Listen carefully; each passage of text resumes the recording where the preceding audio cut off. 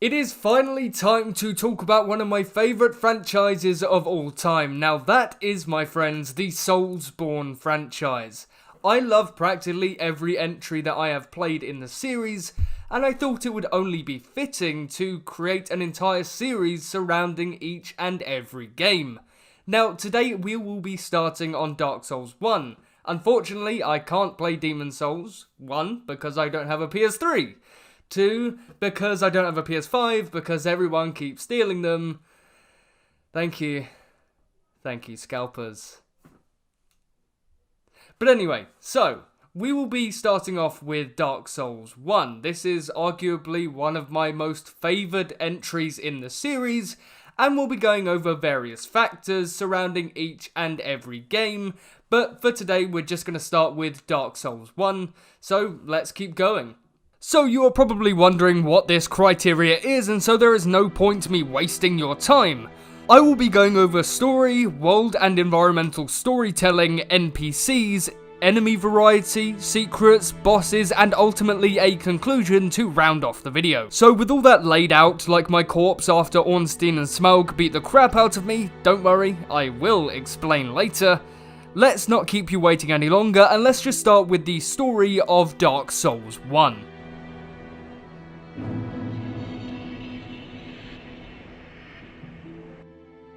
Well, to put it plainly, there isn't a ton to go off unless you delve deep into item descriptions and all that jazz, but to put it plainly, the player is an undead locked in a cell in an asylum. A knight drops down a key for the player to escape, and once the player has left the cell and defeated the asylum demon, which is the first boss, the player must make their way to Firelink Shrine, meeting characters such as Anastasia of Astora as well as the Crestfallen Knight. The player is then instructed to go ring 2 bells in different parts of the world, and the player is never really told exactly where to go, which I'm fine with, as it does give the player a bit more freedom to explore around the world without being specifically led in a certain direction. After ringing the first bell, all of these bells can be rung in any order, by the way. The player will then need to find the second. Now these 2 bells are polar opposites, as one is above the player in the giant tower and the other is underground in Blighttown, which is a place synonymous with many Dark Souls reviews and retrospectives, as it is an area that will poison you extremely fast. Yeah, not ideal. But to get back on track, you must slaughter the Chaos Queen Quelaag, and after defeating her, the player can then ring the second bell, or the first, whatever order you're playing the game in. It doesn't really matter, it's really just down to preference as to where you want to go. Although I would recommend going to the Gargoyles first, as they are the easiest boss out of the 2. And only once these 2 bells have been rung can the player enter Sen's Fortress. This place is a walking death trap, as swinging blades will try and knock the player off a thin but fair pathway, as many enemies will try and shock you with electricity, therefore stunning you and leaving you open to other attacks. And I know what you're thinking, it doesn't get better than this, right? Wrong. After defeating another boss, you are brought to one of the best areas in the game. It's Anor Londo. Well, now there is technically 2 bosses in Anor Londo, but we'll come back to that secret boss later on. After the player makes their way through Anor Londo and gets past some of the more bullshit enemies and then get knocked off a pathway by archers, every single goddamn time, you will eventually land yourself at Ornstein and Smaug. This boss is an absolute killer for me, and I'll explain why. Fairly early on in the game, I was helping my friend with a problem on his phone, and so I leant over to help, and I accidentally hit the attack button, and hitting Andre the blacksmith in the process. And after this, I couldn't stop him aggroing me, so I killed him, assuming that other blacksmiths were just as good. But no, every blacksmith is a reskin except Andre. I went through the entire game without being able to upgrade any of my weapons. And to be honest, it's a miracle I was even able to complete this game, as after looking on many forums, they said to just restart the game.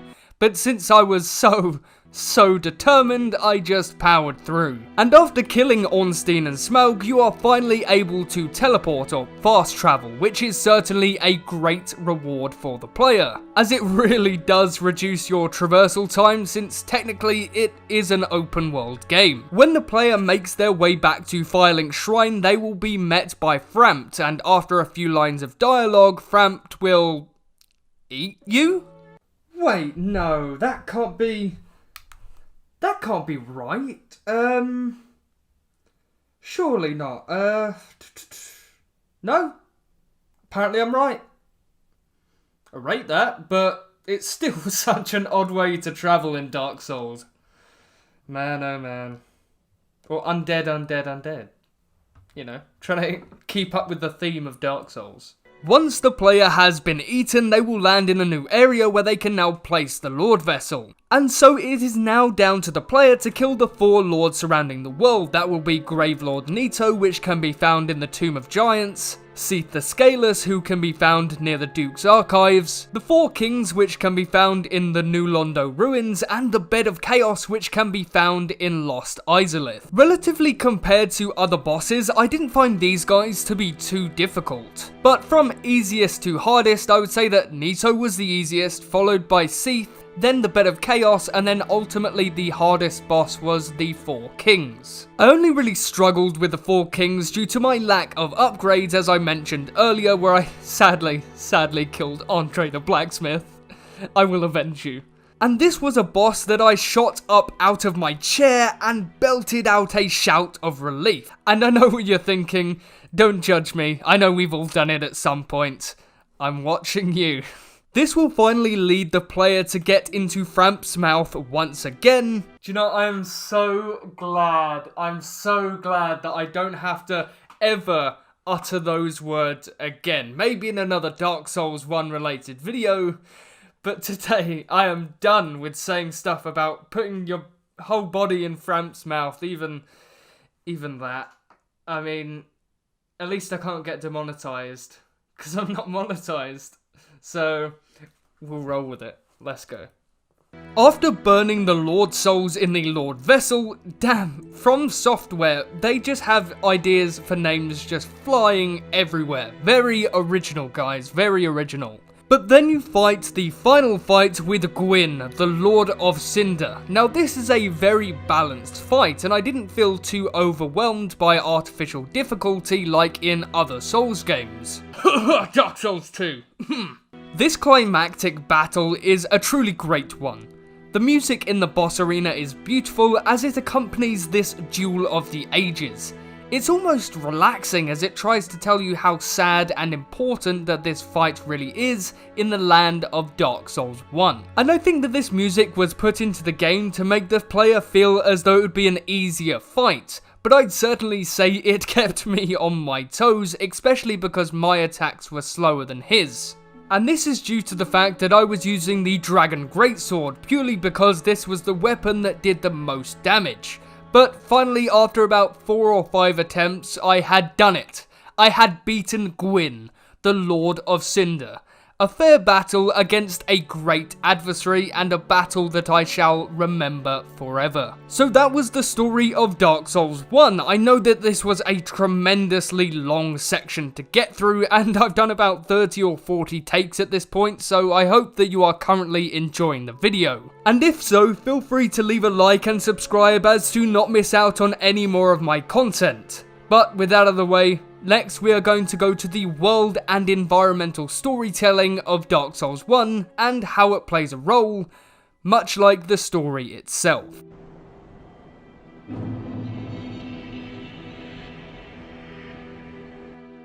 The Northern Undead Asylum is the area where the player spawns in at the start of the game, and the player is just left there to rot, implying a certain stigma against the undead. This asylum is guarded by a big hulking demon, making sure that no one can leave. Well, except for everyone who has played Dark Souls and has at least one brain cell. No, seriously, this is a very, very easy fight. Everything in the area is broken or breaking, and all of the area is becoming overgrown, showing that the player was just left here to die.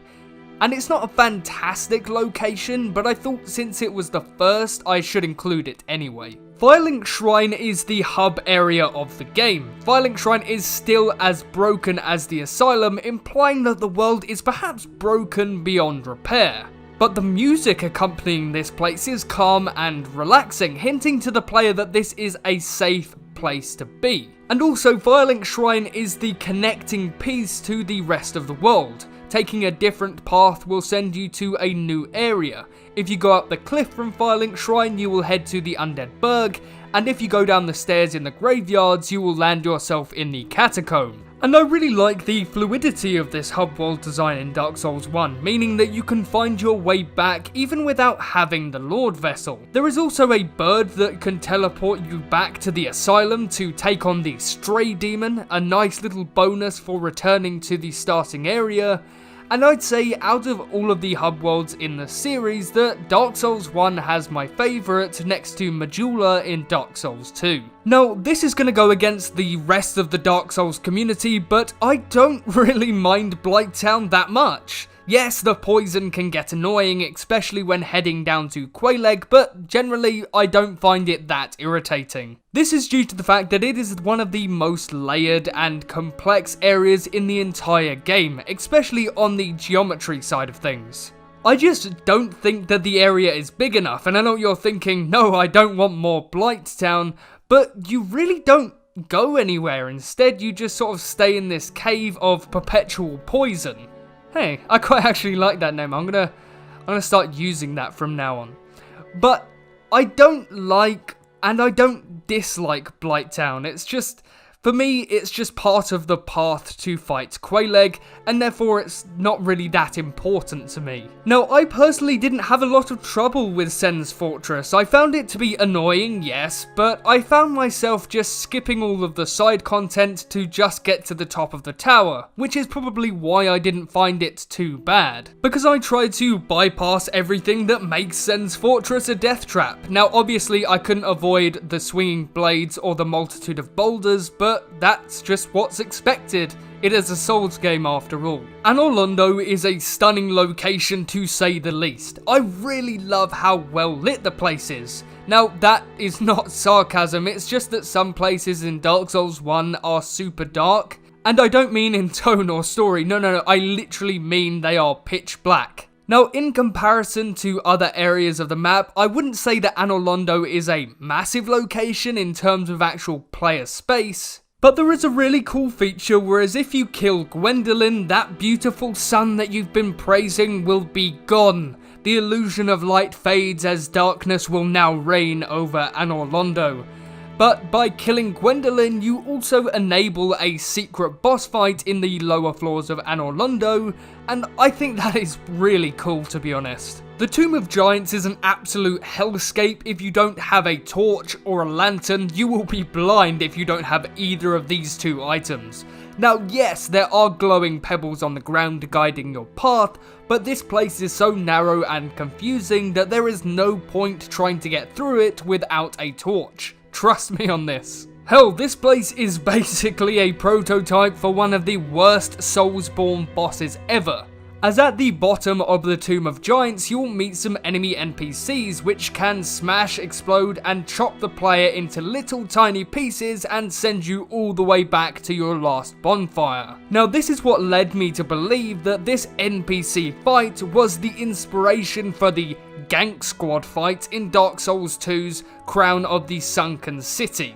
You know, the fight that I am on about if you have played the Dark Souls 2 DLC. And it is not a good fight. Not too bad DLC though. Now these are just some of the areas that stood out to me the most. Now there are other great areas in the game such as Lost Izalith or even the Darkroot Gardens, but as I said, these are just the areas that I've gone over because they are my favourite. I personally found pros and cons for all areas in the game, as obviously everything has its ups and downs, but I think the areas that I have chosen will show off what Dark Souls 1 has to offer, especially to the uninitiated in the Soulsborne franchise.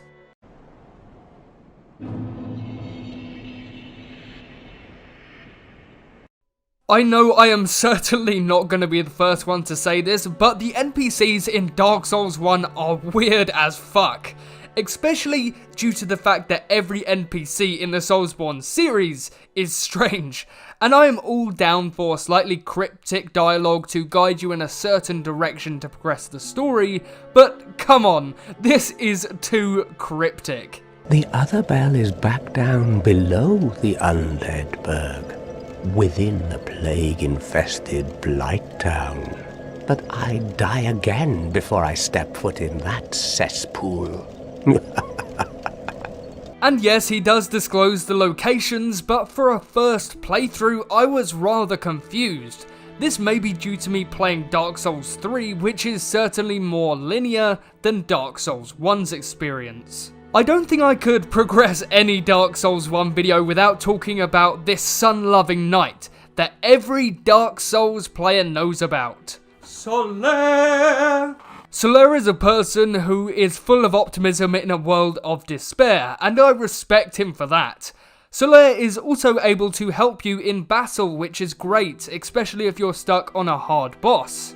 Although he cannot be summoned at every boss location, much like other NPCs that can help you in boss fights. And in comparison to other games in the Soulsborne series, Solaire is really the only one that stands out to me. Well, apart from a character in Dark Souls 2, which we will get onto in the next video. The final NPCs that I will be going over are Anastasia of Astora, who is the Firekeeper at Firelink Shrine, but she is also a character that allows you to gain more Estus flasks and therefore last a tiny bit longer in a fight. Although, even that couldn't help me in a fight anyway.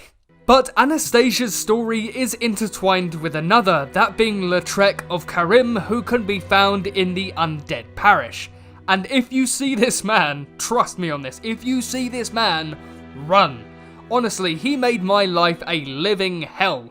He killed my Firekeeper and then he just disappears, so I track him down, which will lead the player to Anor Londo, where he will be joined by 2 other NPCs. Don't worry, you don't have to kill them, just Lautrec.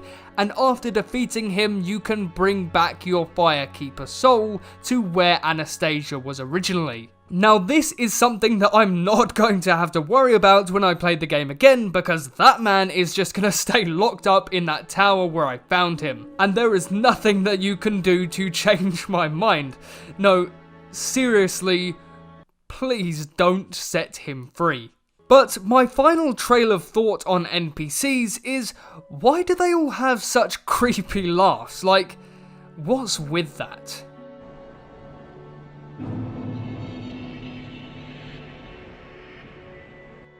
One thing that I can really appreciate about Dark Souls 1 is its enemy variety. I love the fact that generally I don't come across the same enemies in different locations, unlike another entry in the series, and I'm just going to leave that one ambiguous. Oh no, by leaving things ambiguous, I'm becoming a Dark Souls 1 NPC. No, I can feel the transformation happening right now. Ugh.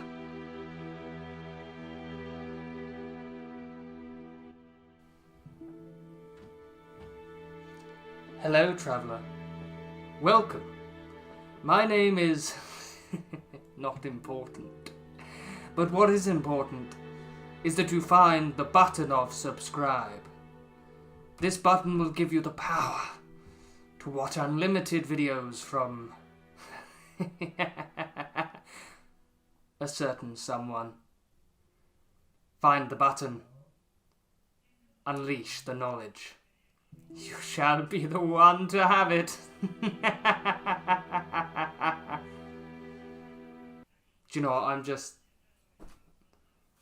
gonna get back down, because that one, killed my knees, and 2, that was just so strange. But we'll roll with it. We'll, do you know what, I'll keep that in. Why not? That was just a little runaway gag as well. Every area has enemies that are unique to that respective location that they are placed in.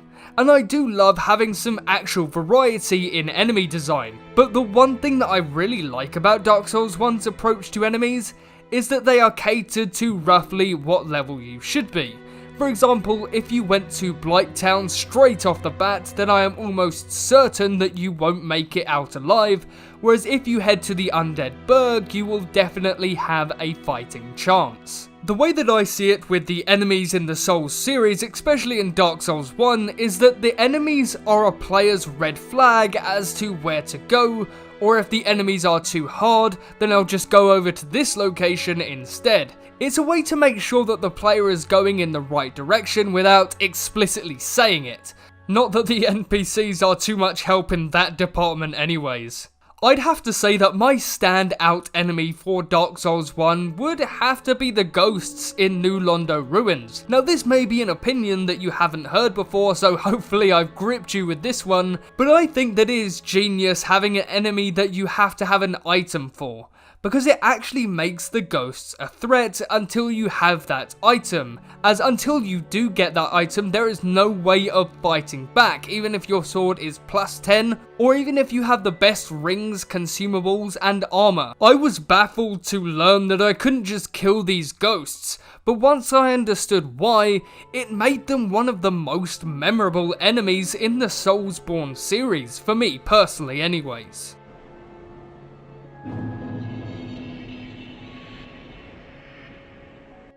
Now obviously it wouldn't be a Soulsborne experience if it wasn't for a few secrets along the way, although collectively across the series there have been some big secrets that I have never discovered, such as Cainhurst in Bloodborne. I have played that game 7 times and only on my 8th playthrough did I discover this entirely new area to explore. One of the main secrets that has become a staple of the franchise is hidden walls, or illusionary walls as I should be calling them. There are so many across the world of Lordan, and usually a player can help notify you of these by placing messages on the ground. But with great power comes great responsibility, and some people just can't handle that responsibility and will have you hitting every wall in every location by just saying that an illusionary wall is up ahead. God, some people man, some people.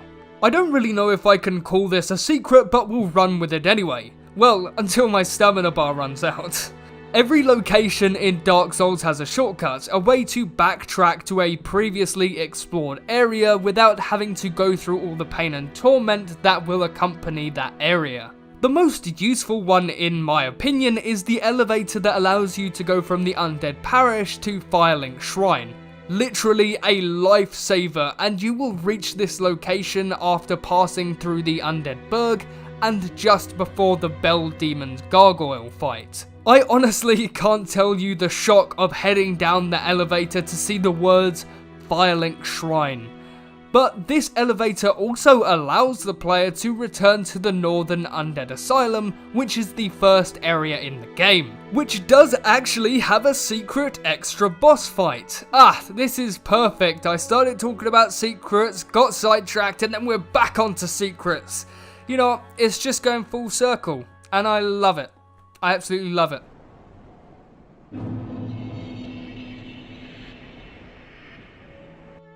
Due to the fact that there are so many bosses in Dark Souls 1, instead of talking about each one of them for a massive paragraph, I'm just gonna say something brief about each of them, as this means I can get straight to the point and therefore there is no beating around the bush.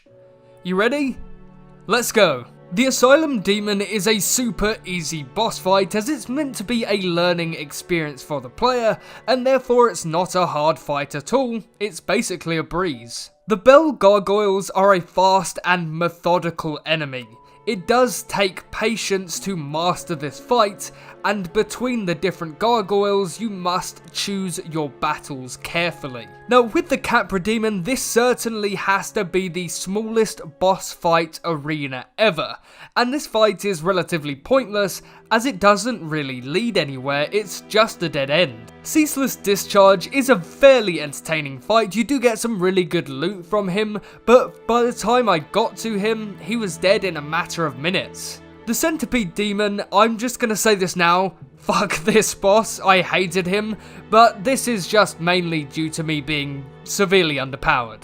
Now, Quelaag was a great challenge, and I feel like this was the first boss that made me nervous about a fight, and in fact was the first fight where I brought in an NPC to help me out. The Dark Sun Gwendolyn, I hated his projectiles. They were so powerful, and if you didn't dodge them, then you were screwed.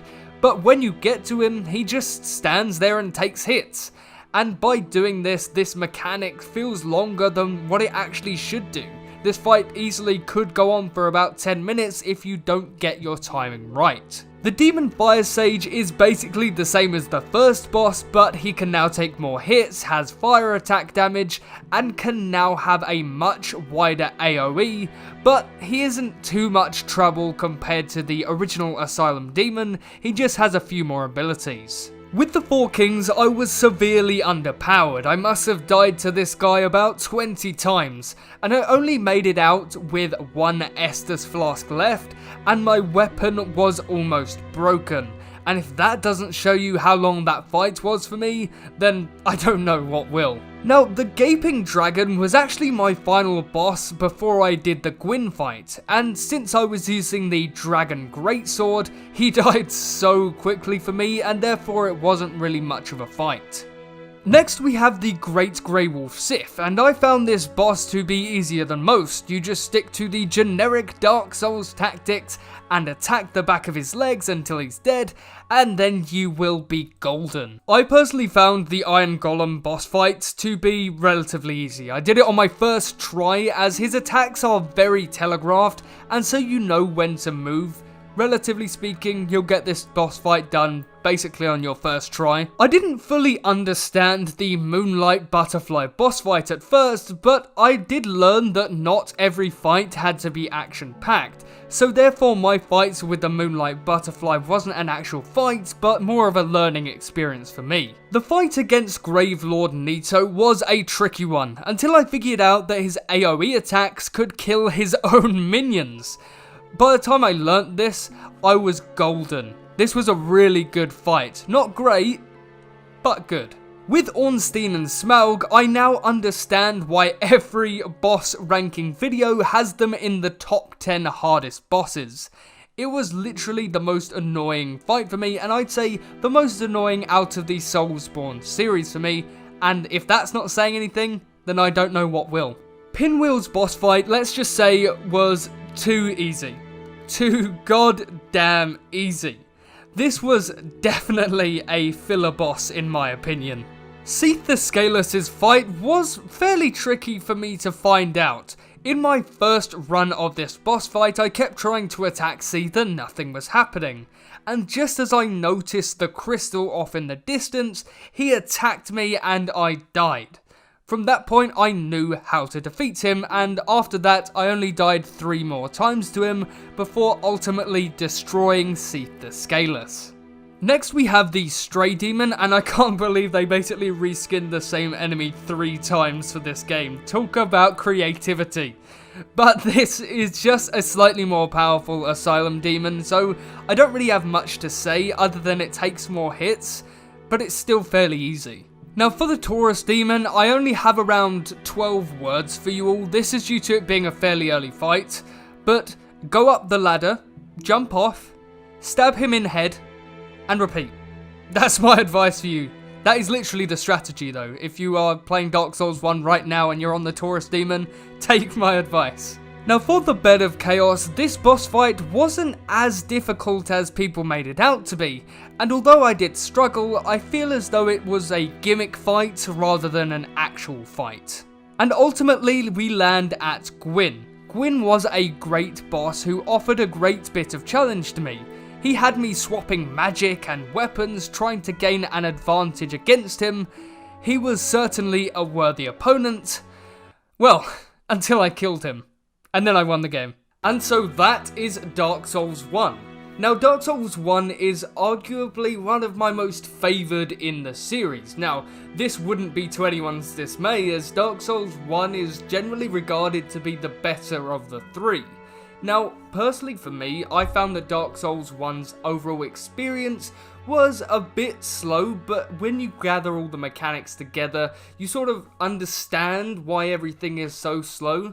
The progression is very different to Dark Souls 3, which was the entry that I played before Dark Souls 1. And so getting used to all the new old mechanics was just a bit of a change of pace for me, especially due to the fact that it's an open world, rather than having a more linear structure of level design like in Dark Souls 3. But yes, that is all of my thoughts on Dark Souls 1. But thank you so much for watching this video. If you did enjoy, then subscribe and turn on that notification button so you don't miss another upload from me. So thank you and goodbye.